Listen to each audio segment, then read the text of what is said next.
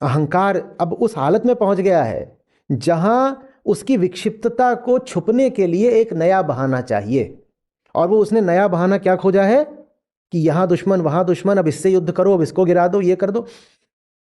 दुनिया का सबसे संपन्न राष्ट्र है अमेरिका, इनको अभी और चाहिए। और दुनिया का सबसे सामरिक रूप से समर्थ राष्ट्र है अमेरिका, ये डरे बैठे हैं। रूस इनका क्या बिगाड़ लेगा? अमेरिका और रूस की इकोनॉमी में कोई तुलना है? नहीं है। सामरिक दृष्टि से भी अमेरिका रूस पर बहुत भारी है। चीन चीन अमेरिका लेकर के बैठा हुआ है 8,000 न्यूक्लियर वॉरहेड, चीन के पास 400 होंगे। अमेरिका की मिसाइलों का, डिफेंस सिस्टम्स का कोई जवाब नहीं है चीन के पास। और ये आकर के कह रहे हैं कि अगर हमें ग्रीनलैंड नहीं मिला तो हम वो डोम कैसे बनाएंगे, मिसाइल डिफेंस सिस्टम कैसे बनाएंगे, रूस और चीन हमें मार देंगे। तुम इतने छोटे से कमजोर देश हो कि तुम्हें कोई मार देगा? आप देखिए, विक्षिप्तता समझिए। हम पागल हो चुके हैं। हम पागल थे, पर पहले हमारे पागलपन को कहीं कहीं इधर जाकर के ठौर पनाह मिल जाती थी, अब उसे कहीं कोई बहाना नहीं मिल रहा, तो अब वो पागलपन पूरी दुनिया को खाने को तत्पर है।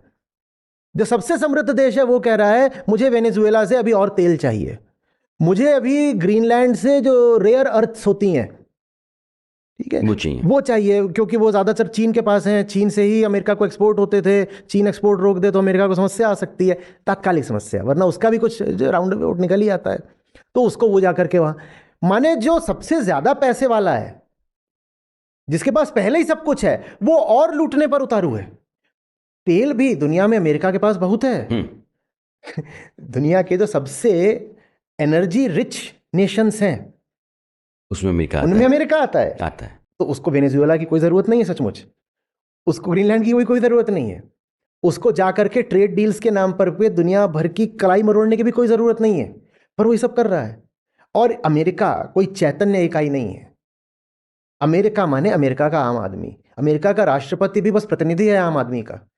जो आम अमेरिकन है वो ये सब कुछ कर रहा है। आपको मालूम है, अमेरिका के इन्फ्लुएंसर्स, यही सब जो रील्स और टिकटॉक वाले, ये सब, ये जा करके ग्रीनलैंड में, क्योंकि वहाँ की कुल आबादी 60-70 हज़ार की है, तो थोड़े से लोग हैं, तो ये वहाँ पर जा करके लोगों को $100 के पत्ते बांटते नजर आए कि ये घूस ले लो, अमेरिका में आ जाओ, और उसकी रील बना रहे थे। आम अमरीकी पगलाया हुआ है। और जब मैं कह रहा हूँ आम अमरीकी, तो इसका मतलब ये नहीं कि बाकी लोग बेहतर हैं। ये पूरी दुनिया विक्षिप्त हो चुकी है। ये क्राइसिस साइकोलॉजिकल है, और नीचे जाएंगे तो कहूँगा आध्यात्मिक है, स्पिरिचुअल है।